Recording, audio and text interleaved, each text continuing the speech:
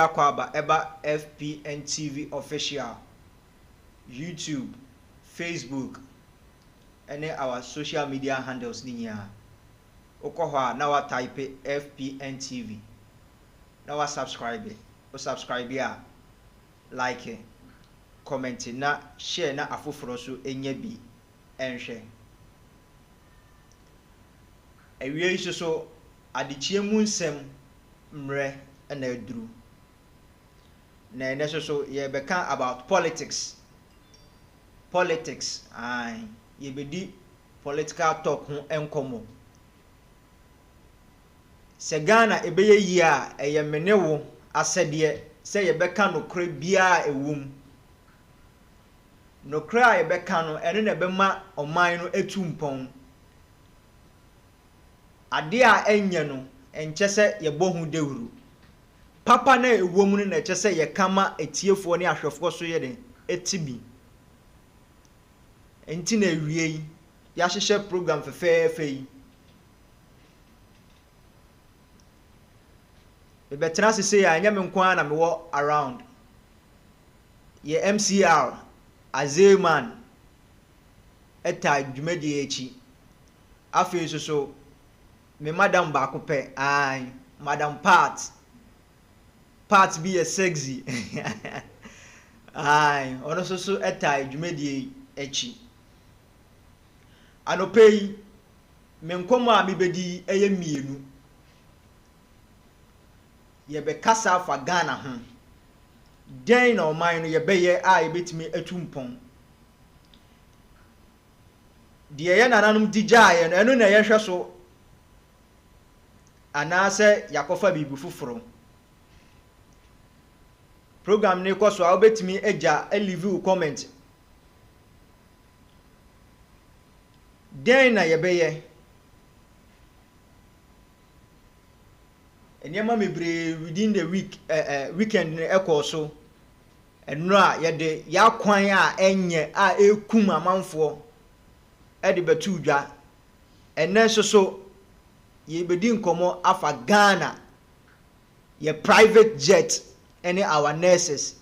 de omukom eno a me be wie show no me di tu dwa say His Excellency John Dramani Mahama ebuniketem eko Japan and Singapore.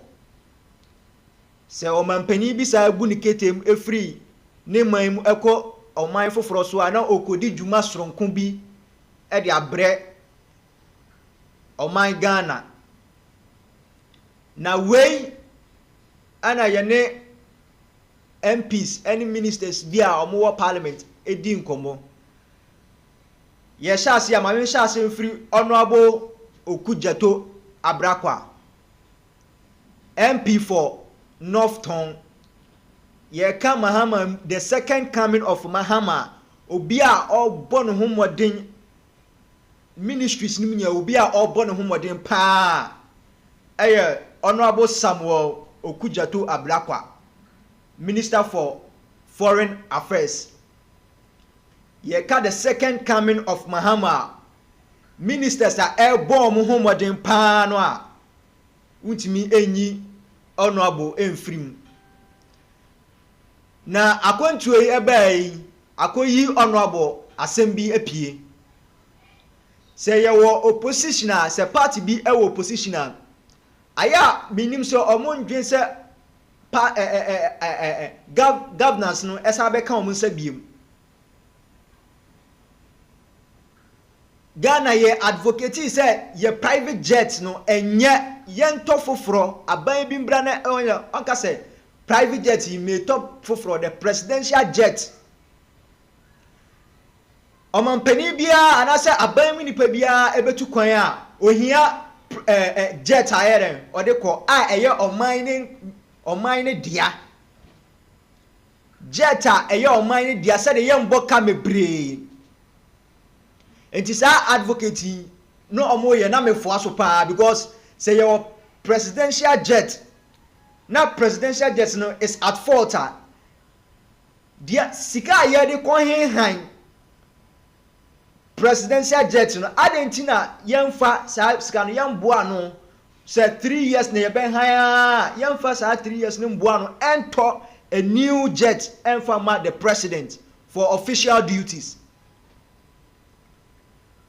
Ekeme akoye say 8 years. Nana Adodankwa Akufo-Addo na ban ebetina so 8 years no. Chese or rente jet or rente plane ni official duty bia no obeko bia no or rente jet. That time opposition party the NDC bonechi say president Mr. President yen to fufuro. Eso ekame akoye say the previous government amfa wa maso anyeden ama the opposition party then which is the NDC now. Na ensemi a arezia by Sami Okujeto Ablakwa, Northton MP, Minister for Foreign Affairs.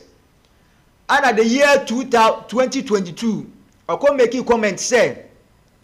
na buying a basso not the president or president or umbe yinu so umbe digani ofa or current presidential jetta so our ministerial positioner as a minister now obey jaya to her obey jaya ni dibre as a minister na at her asem way honorable Okujato ekan the year 2022 say na ban ebaso na president odi anim no say wan hwe amayan to a new jet and I say yanye insiesie e wo ye presidential jet na obeja say omama ni position as a minister obeja ministerial position at her because Ghana ye or pe Ghana ye answer no MCR Mr. Mame voice at that time Okujeto ene Centroni Addo FM broadcaster Edin Komo say NDC banana nipa wodi animu no kofifa sa private jet bia na wo wa ban numa you resign. I'll resign because what will resign? What may resign? Why shall I stay there? May resign because the mayor is on principle and yet personal and yet say they may time President Akufo-Addo and as I mean President Akufo-Addo. It's the principle. It's about protecting the public purse. Hey, Sabrina, your education minister na oda olem kwise mo abe resign. Oh, may resign. I mean, my resigning free appointments committee of parliament. And the appointment committee no say you allowance mo kwa na mo jeje and I bibi wo baby a minimum. Appointments committee which is a committee. Now, and yes, say they made time President Akufo-Addo. And as I mean, peppers I could honorable at that time. Omudin komo ebusa say presidential jet no say na wusi hunu assemble na wo kafa hu. Ana honorable say so ono eneni ne ya omato aba na NDC awini ya. Any ministerial position bia omode ba no say President Mahama eren ejai your presidential jet way eto ekofa different jets there or current different jet there or no obey join the juma as a minister at home because you bo omainika for the past 8 years jets are you renting and can you the tofu fra and can no ye can no mombe save Ghana as well as say sikadie abro omo pese omo fa kwan bia so ewie sikanti recently Mahama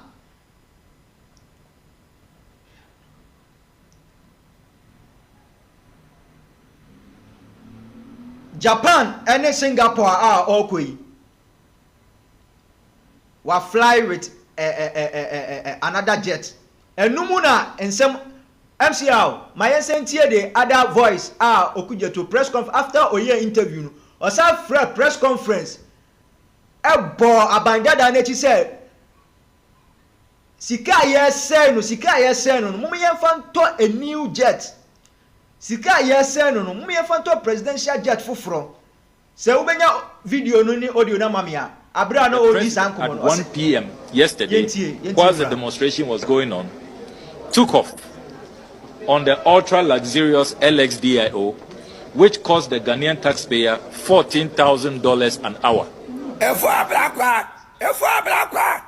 Ano payana me bedru Ghana yene tem be chire fright ya ibu Mahama de koye ni ehun ni tantala no why you free so ano payana de private jet it when any ensem a honorable Samuel Okudzeto Ablakwa edi tuja okoye oko granting interview say a presidential jet no enye na ye ntofoforo no owie o sa press conference edi tuja say say abandada no omo bu omo so aguso eche say ye to new jet na enumu ana at that time no na ye communication director for president our previous government director of communication Eugene Ahin eso ye den ede letter tin bi ebetu dwa say MC Albania letter na ama etifo so ahwebia then director of communication Eugene Ahin abra honorable Sam Okudzeto ede sa information we every press conference eso ede betu dwa ese bo ye mampani which is mampani dada Nana Akufo-Addo okona enye presidential warranty any presidential jet or the commercial jet and a free ha say na no kra a transit of free baby of free ha say echo Burkina Faso of free Burkina Faso no ana na satam na ye man pani dada no oko visit ewo Rwanda owie so obeden osabeko Belgium enti na a trip a ye man pani dada ede ko Belgium ene Rwanda na enumu na Okudzeto beka say trip ya ye man pani dada ekoi ode aban sika Ghana sika ana ede ada ko rent jet enumu na then time director of what communication edema the president Eugene Ahin eso di betu just say bo Sami Okudzeto president akontu a okonya of a commercial flight na no kra no eko make stop ewo Wagadugu tie make stop Wagadugu no Burkina Faso and sana all continue to Paris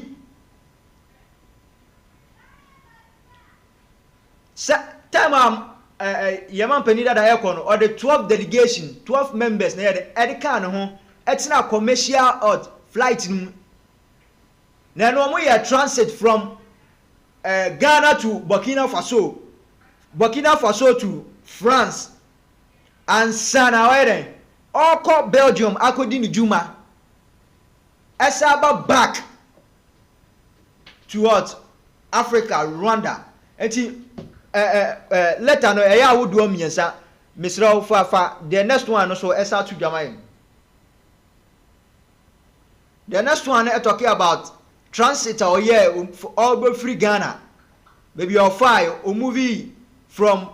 Ghana to Burkina Faso from Burkina Faso no I don't go PA Paris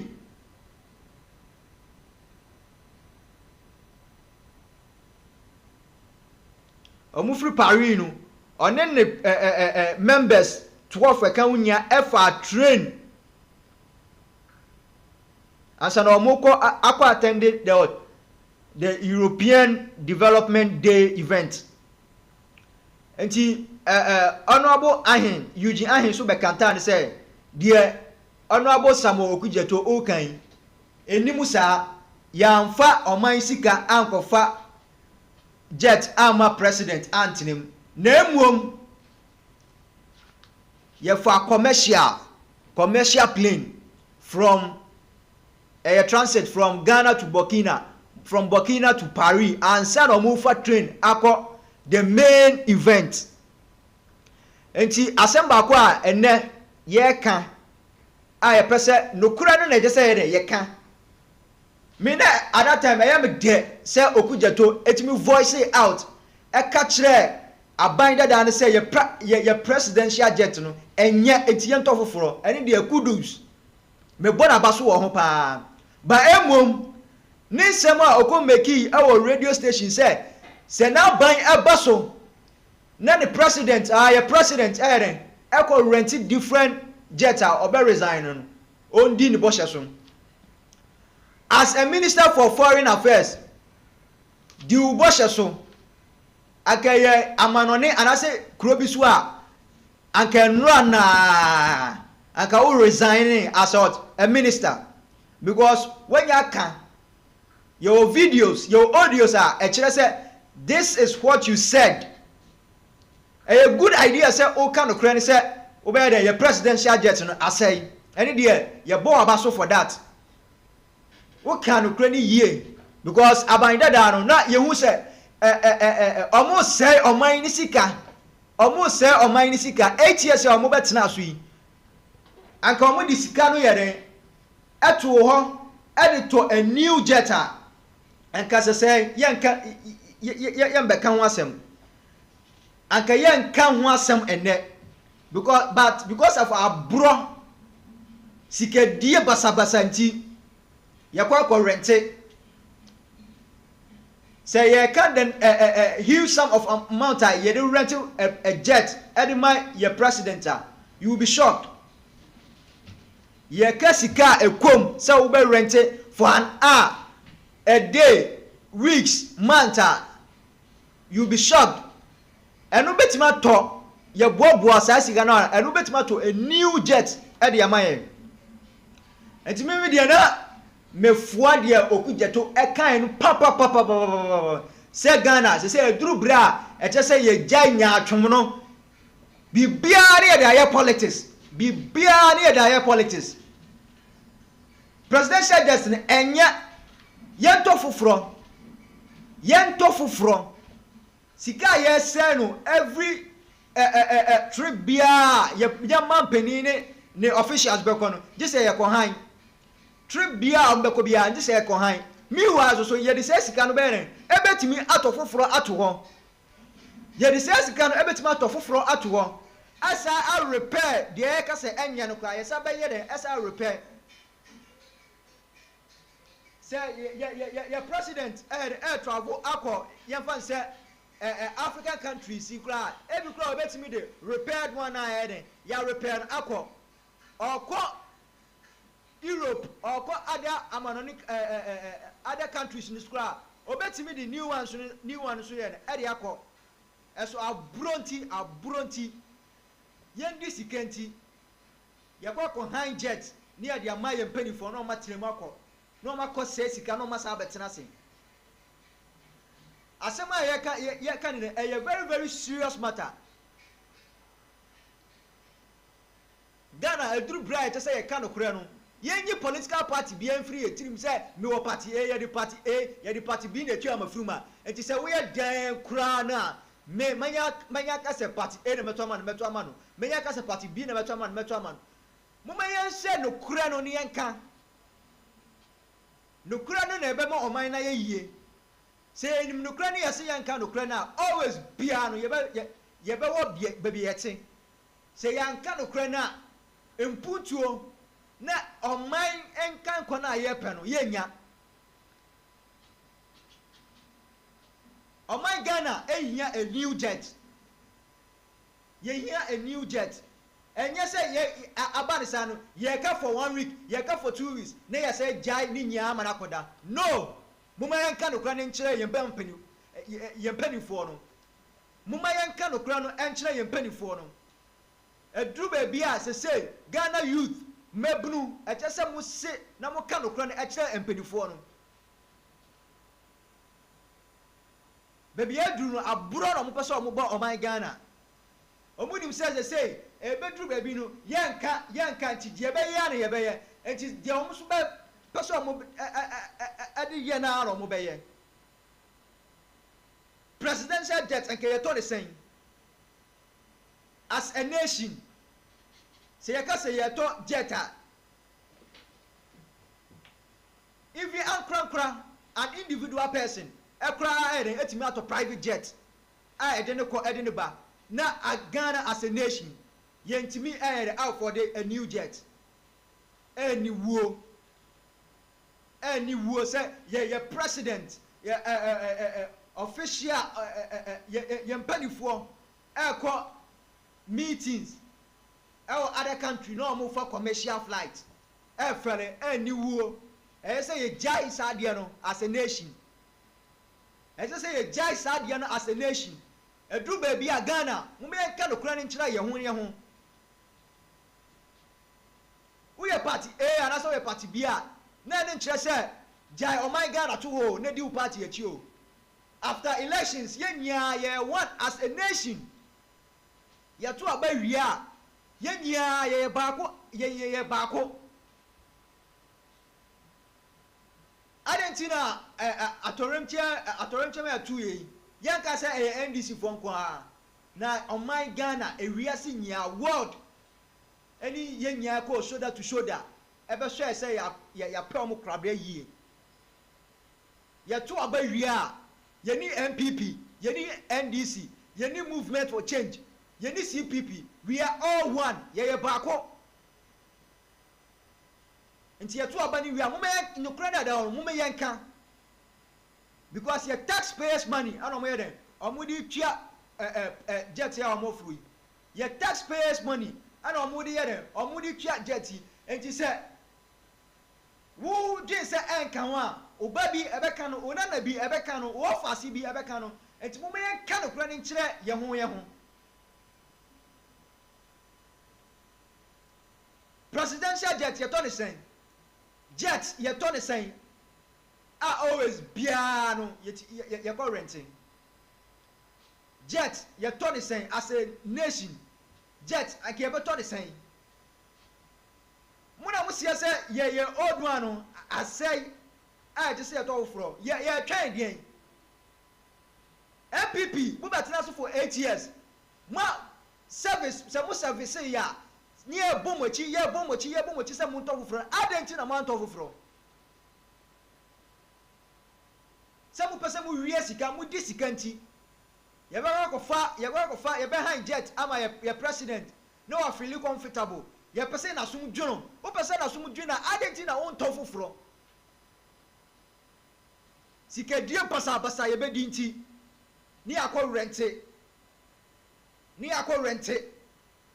mi was so rent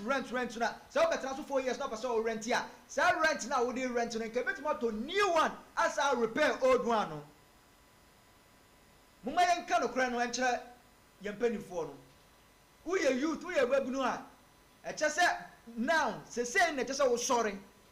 because yempanifo no e de oman na ekọ ba bia e very very risky dangerous enti say ye mampani ebe travel every year bia ebe travel ye fan say 6 times 6 times ni nya ye current ahemfo mo sorry na mo nka bi empanifo amunim politics mu maya politics asache mo sorry na mo ye nka bi ma oman no sika ye say no ye dey rent no ye dey betima ko share schools bim ubetima ko inkura bi ase baby omo da kura eye din baby omo tena di suade enkonyo omo be yusu e de suade kura eye din eso sa nkro no villages no ye wo MPB oda no ye wo assemblyman bi ye wo DCE bi ye wo MCE bi oda no even the MP class aye minister or ministerial position eso be ko na school dan insuo to a yamba school this area abo asana ye de nkura na ba school baby omo betena books on be use kura de suade kura ayeden eso na ye mpanifo no ese huge sum of money at the travel ko eba se sika na betimi da to bibi o se sika no ye betimi da to o e de aye bibi papa e de ma oman no. It's about time say you to mo sorry eya no kra mo no kra no na mo nka no kra no ne ye hwehwe free yempanifo no mo ka no kra na e ma mpuntuo ene nka nko oba oman nim na yeso yakoya ho say yan kan nokura no so dia ana togie a nokura ne yehia oman ga na hia nokura oman ga na hia leader odi ni sabesi ni busa me saa de ewe manya enya dia ye den ye kon han ye pe leader a good leader a obetima ka se me say si me bo say na me pasa eye se man ko ya enya dia me ko rent bibia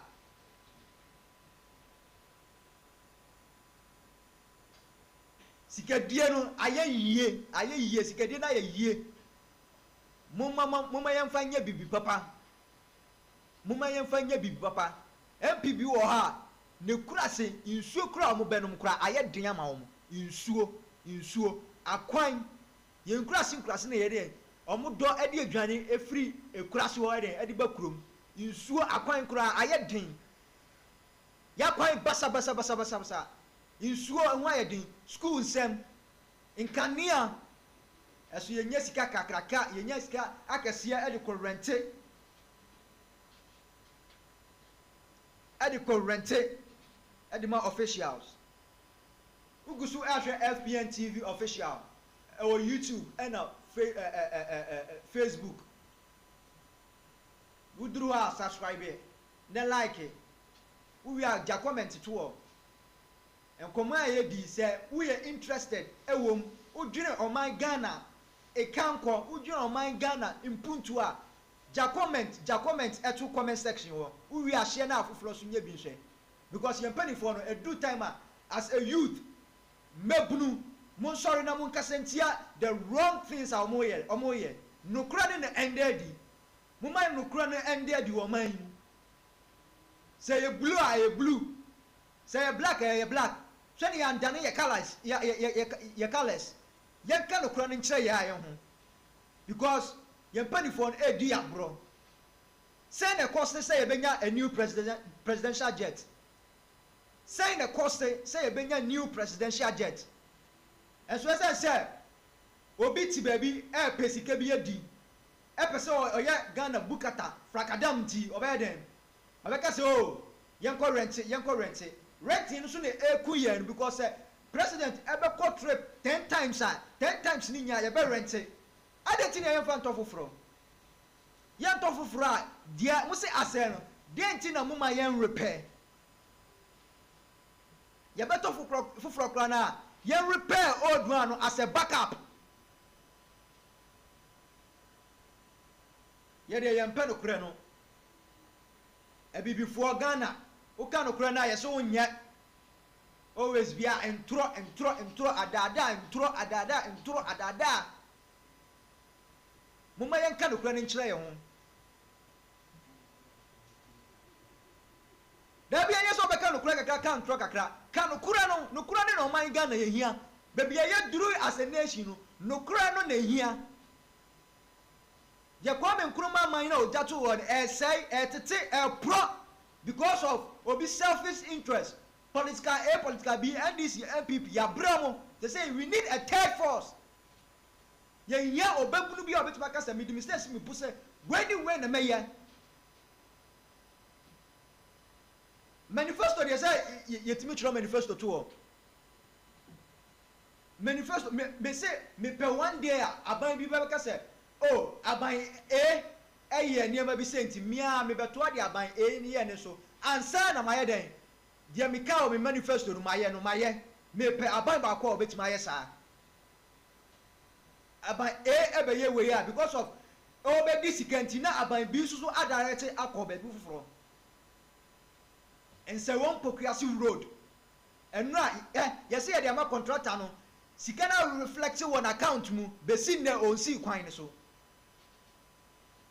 esa say sika na reflect ya onya empanifo bia ono mu be di sika nti ye be kan ya no atum ya kwan boni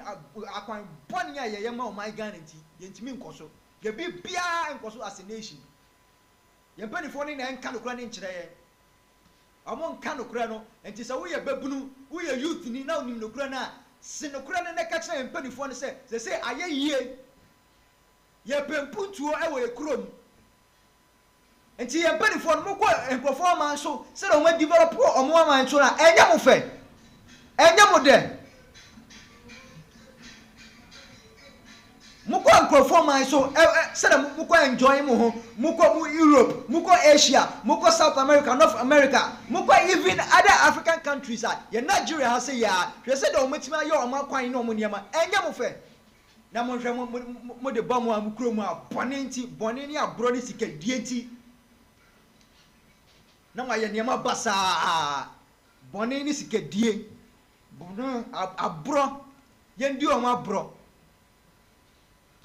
yendi on ma bro because ye say ye alkura ye be fa plane e de akọ amonone akọji ayaresa ye be ko UK England India Japan akọji ayar South Africa ye akra ye so akọji ayaresa nti we yendi on ma bro entina na se omu wonde omu na nyesa ye do but we ya the pa ubo say MPB or minister bi na pressure nti to no wawu abone onim no kura ne pa onim no kura no moma yan ka no kura ne nkyira ye ho do time I just say ka no kura a kyira ye ho do time I just say ka no kura na say o man ga na ye hia bibia biem MPP abedi so NDC abedi so dia ben na utimu se omo ya ebetimi ama oman na pagya eniama ben aya na ya mesre omo ba out ebe kasa gigigigigigigi omo kwotena wanko na enuafo ye didinum ebom eso na ya ti akira nu kukukuku gigigigi ya ku ya wuwa bi musikan eso sa panifo ya kwotena se a echen obi ni nua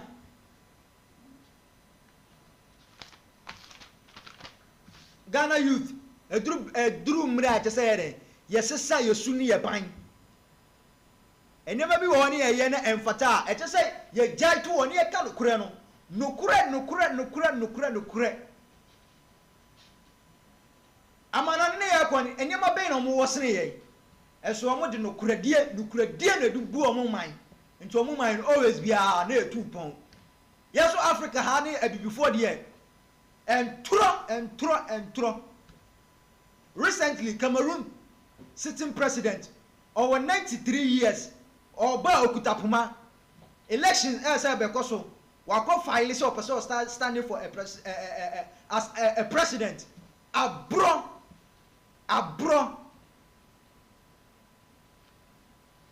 aka 93 years there dia pa na woma meburu ba ekasa se sikedie baby otene de akonya so ya ne de okonya okutapuma ya soso ni mu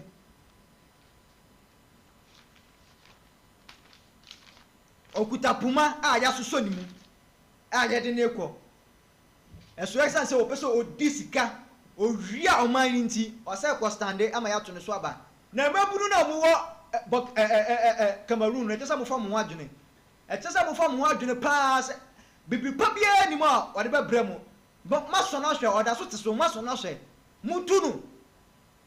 wo ya babunu a tunu mutunu mfiri ho sani mani bi ni ehia e wo Ghana say ehia a leader bia keke o a good and a visionary leader obetimi ama o man na de etumpon nukura die ni enye se me maame me papa me nananom ye wuye to MPP ye wuye to NDC ye wuye to CPP it is a CPP MPP NDC ya de a enye kura na menka what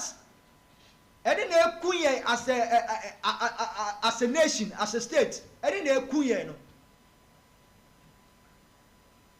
ekunye nti mumyen jai wo ye bebunu na wo hweme ena awie a wo ye bebunu na wo hweme a ma bibi nkasa nkyerɛw because the baby empanifo no ede oman ne kɔ no ayeyie baby empanifo no de oman ne kɔ no ayeyie duru sɛ yenya ye bold ne ka no kura ne kyerɛm sɛ de mo ye no enya no kura no presidential jet say na cost e ma ye de to presidential jet Career crime can just be a topic for discussion. And so Saban is say to say I can because and Penifono are for more than say no credit your among yet.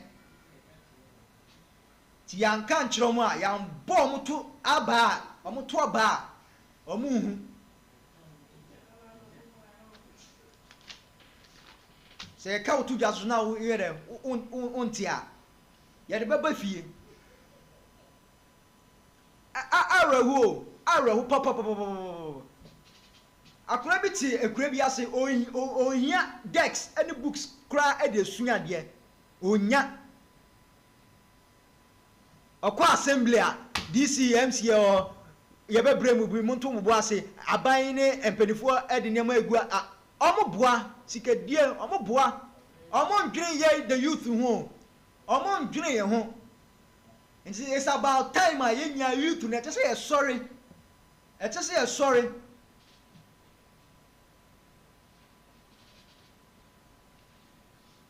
"32 years of democracy. Den ye hu. Aban fufuro ba, aban fufuro ko, aban fufuro ba. Different esuko. Den no mu yama ya as a nation. Sike die na no mu die. Eno ne yepe as a country. We have a Jao comment our comment section ho FPNTV official YouTube any Facebook okoha like it nature comment we are share na afufro so enye binhwe. Youth stand up. It's about time say you're sorry. Your mpanifo no entimi and dada yesa e just say you catch am say and dada na adoso they say ye hu no kura no munja ndada ni sikadie na mudi no mu be diska wie nya mu be wie na yale basa ane bom munja sikadie no presidential jet mu me to foforo eno na be boa yen because han na yen han ne die no kra ni nyame anim ensem fata as a nation mu me yen to foforo okuja to kan say ye hia foforo ampa ye hia foforo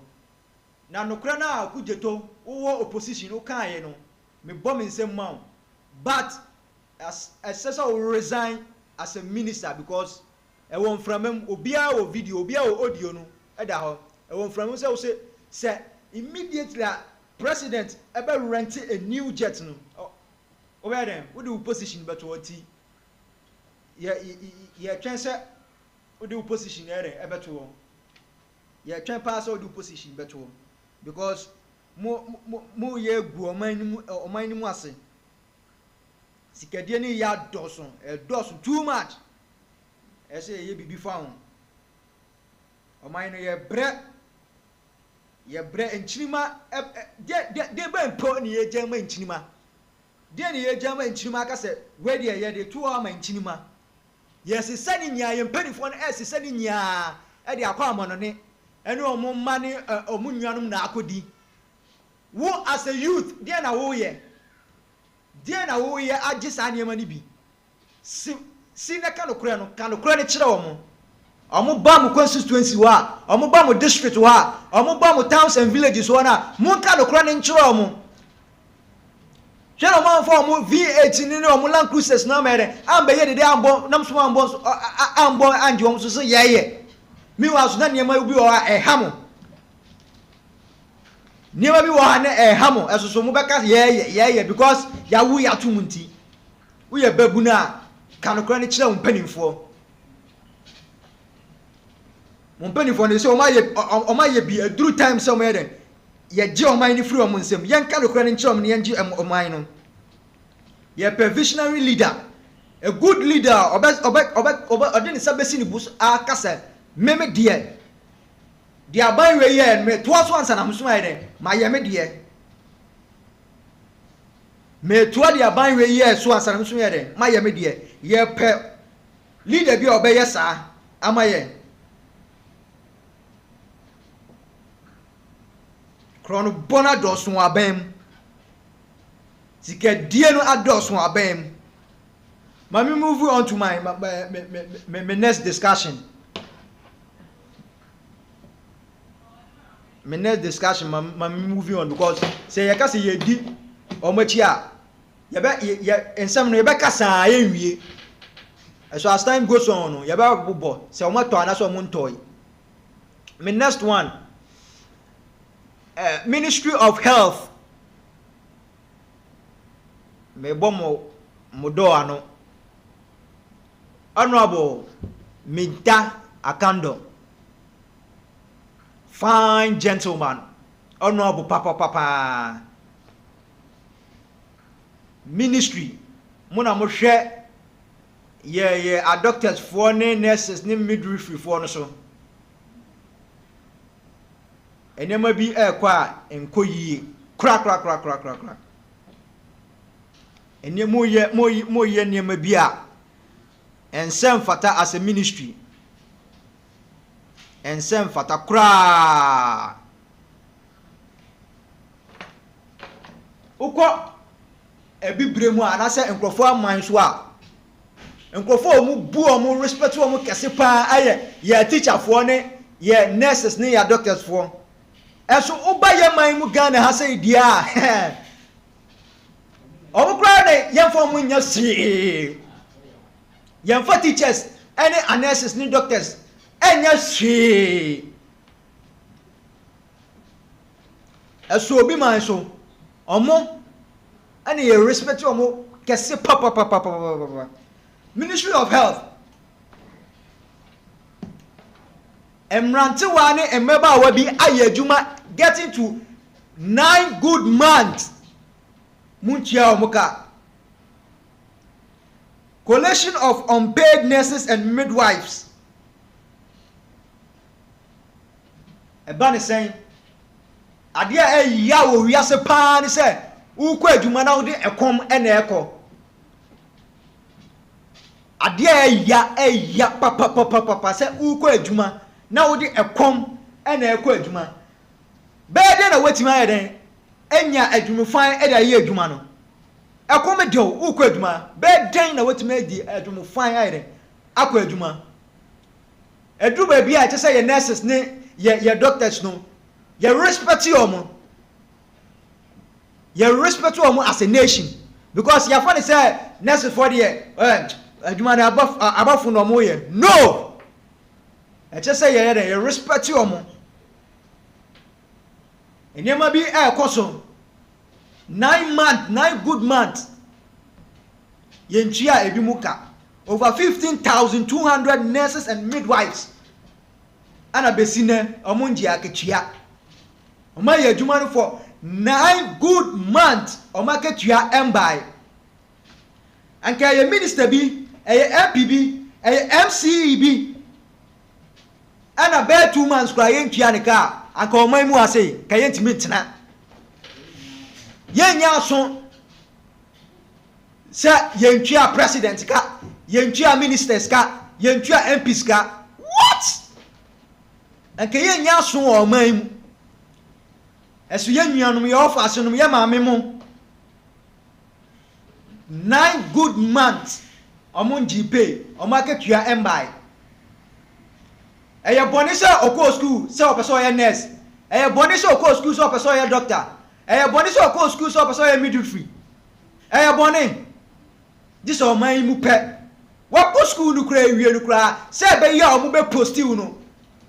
boachi bi din this wa brema sana posting e be posti u ya posti wa ewie nu kura wani agina wonim se me kwakọ ye adwuma agisika no na 9 good months ye ntia o muka ebi mu wale ebi mu oma ebi mu abusua mu saw mu enti 9 good months of mu aban mu ntua o mu ka no den na wo pese o ni na busua ne ma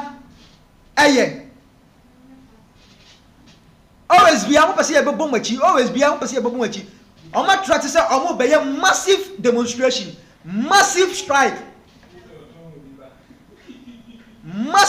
no mo be demonstration kasia pa because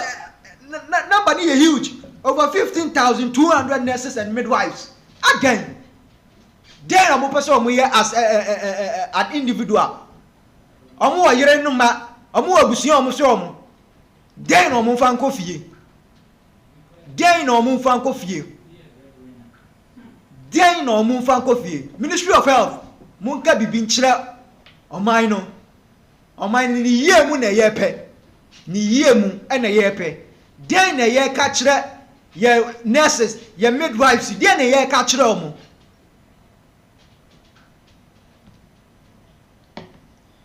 Minister bi MPB ni yentua ne ka besi na ka Ghana adan ya butu ka adan ya butu FCR mame video na second video me fa first one ba mame second video no yentie abrante wa den wa brain mo gani akọ nursing school awie na besi na 9 good solid months yentua ne ka yentie nkoma oni yedi. So as you see us here, we are nurses. As you see us in the danger, we are not bereaved, but we are mourning because we are hungry. Imagine working for 8 to 9 months without being paid. Where does the government wants us to get money from to feed our families, to pay for utilities, and to pay for rents? Today we are calling on the good people of Ghana to come and stand in and speak for us, because Ghanaian nurses now need Ghana. We need Ghana, Mother Ghana, to speak for us. If not, our health system is actually falling apart. Being employed since December 2024 till date, not a single penny has dropped into our accounts. And we are crying. The government doesn't want to hear our cries. But for today, we are out. We want the good people of Ghana to hear us. Ghana for you answering Kabi Mayen. It's a nurse if I for Benya, which are not my Ghana, it's Genya Akonto Ahode, Akwe Jumaso. Yet the Comco Juma. How do they expect us to give out our best? Sebaya Omano Apumudin Ebetini Ejana Niso. And Tiana we are the coalition of unpaid nurses and midwives. I am not here alone. I am here with my colleagues. I think they also add their voices to it. We need the good people of Ghana to speak for us. So, colleagues, let's add our voices for Ghanaians to hear our cry. So, as you see.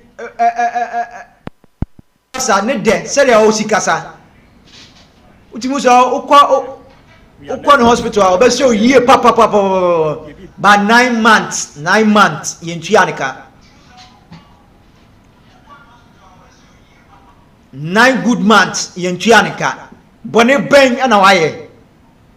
ne bone a oye ni se wako school Ghana so opese oye nurse ni oye midwifery oye mo kan say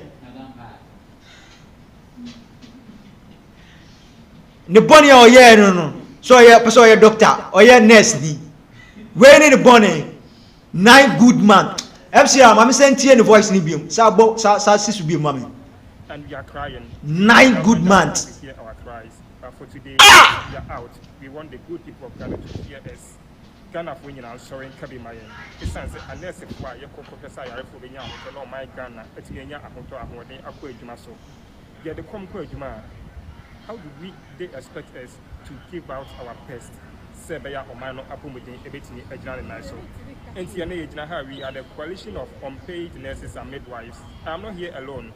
I am here with my colleagues. I think they also add their voices to it. We need the good people of Ghana to speak for us. So, colleagues, let's add our voices for Ghanaians to hear our cry. So, as you see us here, we are nurses. As you see us in the danger, we are not bereaved, but we are mourning because we are hungry. Imagine working for 8 to 9 months without being paid. Where does the government wants us to get money from to feed our families, to pay for utilities, and to pay for rents? Today we are calling on the good people of Ghana to come and stand in and speak for us, because Finance Minister, Mr. President, ministers, yes, Remo, ye Pamacho, where the mum boy mum boy mamma, mum boy papanum, your fasten mum boy, no more bread. 8, 9 good solid months in Chiamo. Adia ya papa ukwe jumane kwa mudeu. De I dream ben I would go to Nedumim. I dream ben I would go to Nedumim. obi wo kura be bia ne hospital ne center wo kura no obefa ka be enwotwe asana woduru wo sika ben no ode fa sa aka no edwane obedi embai dio ode be ma na busuafo dio ode be hwe ne yire ne ma bi kura embai ade ne ye di NSS for ya brosa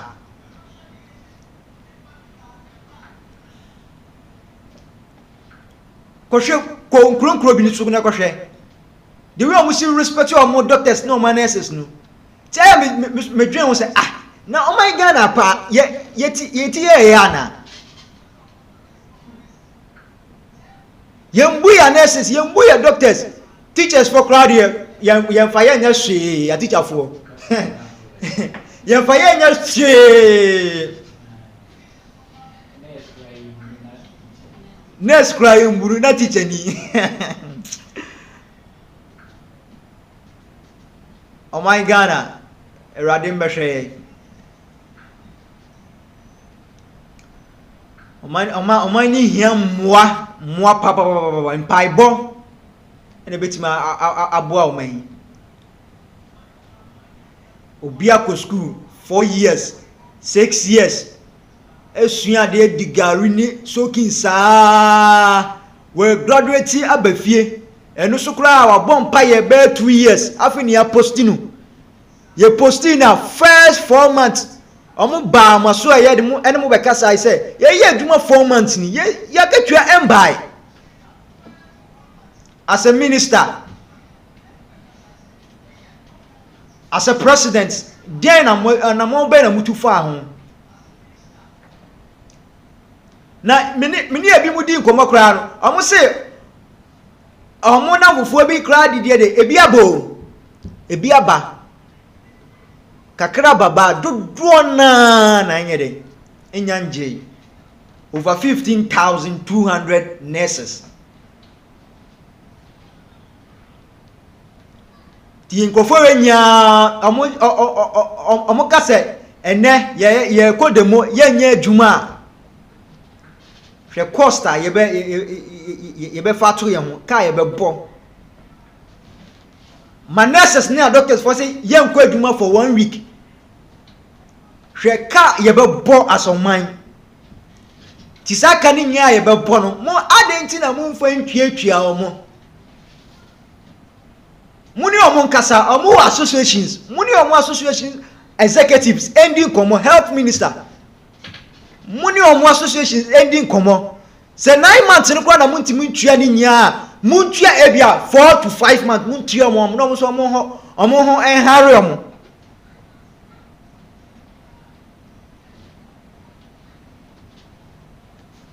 always bia mo pese ye bomachi ye bomachi ye bomachi ana mbede mo be the right thing mo ya we pa se enkrofo dudu ye ntwa omo eso ye be frɛ pani bi a ye ne be kasa no obe deny oh ye ni mu kra ye hu sa ana ye mo boa munim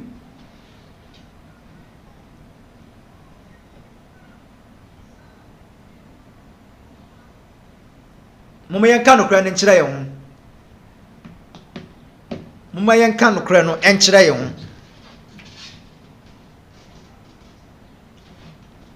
obi ye adwuma na ode kom na ya papa mama yanka no kra no enkyira ye hu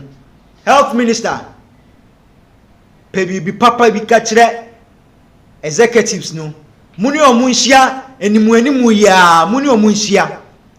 because very bad very bad health minister ye appoint you as a minister untimi nka say 4 months ni unje waketua every month bia reflect ebetom wo certain allowance wo clothing allowance oje wo betra parliament keke akasama ye no oje allowance ewo ho tidentina ye nuanum ye maame mu ye wofanum ye papa num mo ye omusa mumma adwuma ne yɛ den ɛma ho ɛno na me tie ba ko bi one of our sister station. I see every week bia auto inhaler or an asthmatic patient every week bia auto inhaler 150 no a month you're saying getting to 500 and here for no all pesa sika ne de akoto 9 months no muntu ya nika sika ben no de koto sa inhaler no eya reho mama yam boa your nurses near doctors for because edu ba bia e just say you can no kura no always be me betena ha me se no kura no na ehu hia ye ka no kura no yenye free ade a yenye no kura no menka se hu ya menka for wani ko hu ansa na obeka ye nurses for na duru time I just say here ye ka bi mo because omo ko antimi nka omo executives aya sanka even po saban ni entwa 9 months ni nya akra na omo mfa ibi half embra esubesi ne omo nya scan burden na wetima sole adwale se okọ adwuma burden na wetima sole ko se okọ adwuma One two ayare for patient for say men didi anadwo men didi late and so no only sikenti be 10 p.m. no resoakings bonne ben on my as nurses and doctors bonne ben so omuka so mbesum omo my Ghana wetin na mebre na onya Cuba onya adwuma o nursing adwuma o Cuba onya bi wo Japan onya bi wo South Africa pam na okọ because we say oho no okọ no oko making living oko pesika be fie o di sika be ba fie Ethiopia ya yenim ye nurses ne ye doctors for ni bia obaye adwuma o man Ghana mu on pese obaye obekọ esan say yakatua enye yakatua sam enye ayana ya areho se ye teacher for ene ye nurses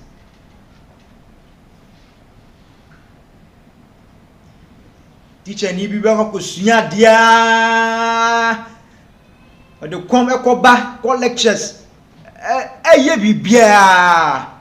obe graduate obe bompaya be obetene fi be 3 to 2 years obenye adwuma so ana yentwa ne ka asuna MP ni bi DC MC ni bi minister ni bi every month be a reflect banyan mama yem boa ye man mama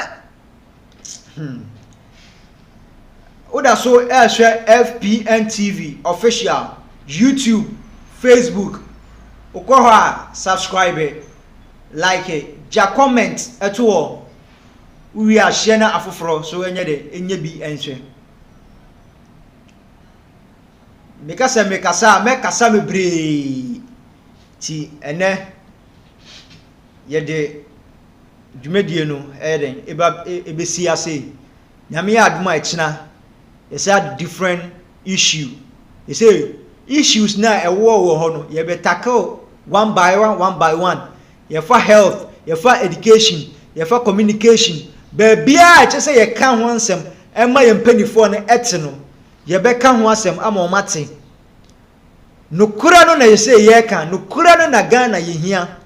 We a bebuna. Me betina so always be a bebunu meka so aboswa. Muma yenka no kura ne nkire mpanifo no enche omo de omo cars akese e ba be campaign e o various grounds mo assess omo say 4 years mandate na de man then I would ye ma village then I would ye ma district then I would ma ye ma region e ma ye mfa ni tra say me ye MPP ni me ye NDC ni nti say o ye popo anye popo beto ama no assess them. Edu baby say ye clear your books ni be out of the system. Ye penifo ni bi wa say clear out of the system. He say kra say we ebebunu na presidential candidate be edi from 70 going na mama hwe yanto abakra ma omo ye pe babunu ma na bedi yeso a visionary leader, a good leader. Oh, kasana dosu too much. I just say ye adwuma no. Adwuma ni ye hia. My adwuma no. My Ghana you say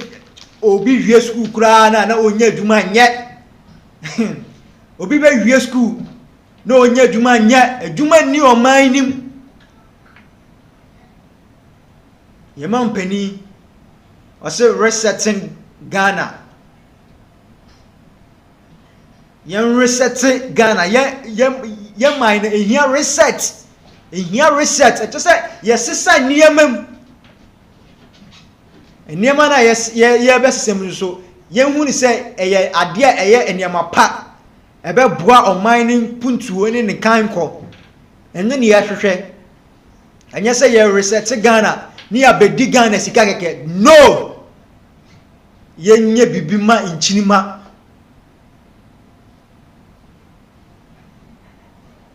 Your education, your ball health, so yami aduma china yesade another issue ebeba how o mind Ghana Ministry of Gender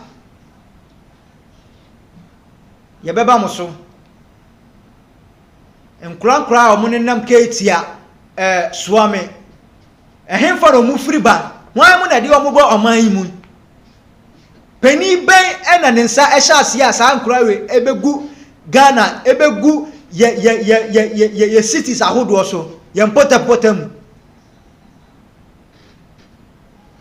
It's about time say ye hye ye niema ye if you really want to reset Ghana ye hye ye niema ye ahemfo so mo sori na mo nka bi so na mo njama politicians for no kwa